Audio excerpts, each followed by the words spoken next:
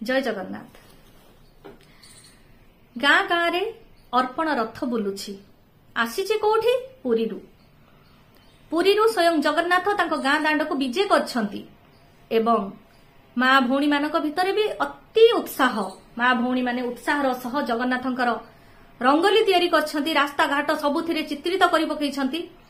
जगन्नाथ तांको घर को आसुछंती किंतु जगन्नाथ आसुछंती कोथिरे जगन्नाथ आसंती रथ एवं विमान रे किंतु ए जगन्नाथ आसुछंती ठेला गाड़ी रे सबुज रंग रे चित्रित एक ठेला गाड़ी रे से जगन्नाथ मध्य सोलो रे तैयारी तथापि आम सरल ओडिया मानकर भावावेग को देखंतु स्वयं जगन्नाथ महाप्रभु भाबी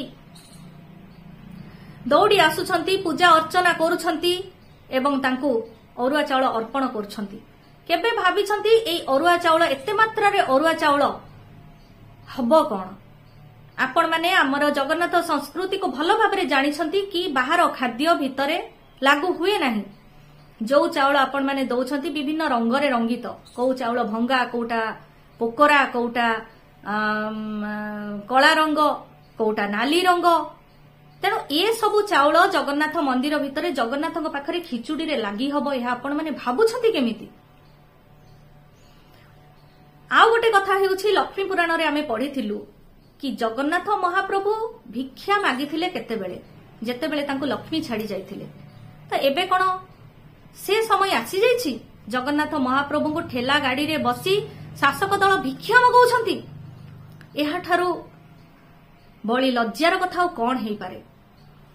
आउ ता ठारू आहुरी बड़ी लज्जार कथा हेउछि जे रंगोली आपण माने प्रस्तुत करछंती जो चक्का आखि आपण माने तैयारी करछंती एते परिश्रम करी अर्पण रथर चक्क से चक्का आखि ऊपर देई जाउछि जोटा कि आज कोटी ओडिया को अत्यंत मर्माहत करिछि। तामिल पांडु बारंबार कहउचंती आखि थाई आमे अंध किंतु आखि थाई अंध आमे काहे की होउछु? तामिल पांडु आमर जगन्नाथ संस्कृति विषय जानिचंती कोन? मु पुरी पंडा मानंकु प्रश्न करूछि जो माने शासक दल सहित मिसी ए कुचक्रांत रे लिप्त अछंती नेता मंत्री विधायक कुजी नेता समस्त को मोर प्रश्न कि जगन्नाथ संस्कृति सहित आपण माने खेलुछंती काहे की? निर्वाचन बैतरणी पारी करिवा पई जगन्नाथ को सहारा करिछंती काहे की? जगन्नाथ को भिक्षा मागिया पई बाध्य करिछंती काहे की? कोटी ओडिया आमर सरल ओडिया मानंकु ए सबु भूल करिया पई आपण माने प्रोत्साहित करूछंती काहे की?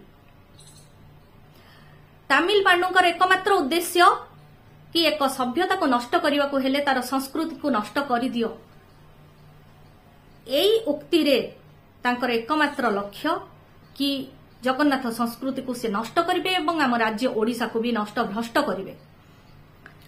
गोटे कथा आपण मने रखिबे किछि लोक मंदिर तोली ना करंती किछि लोक पायखाना करी ना करंती।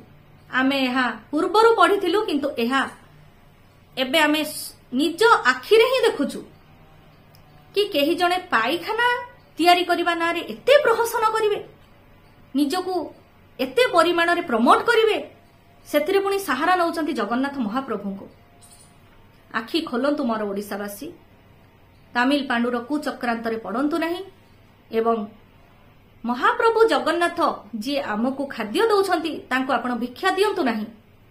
आखि खोलंतु जगन्नाथ संस्कृति को बंचांतु। धन्यवाद।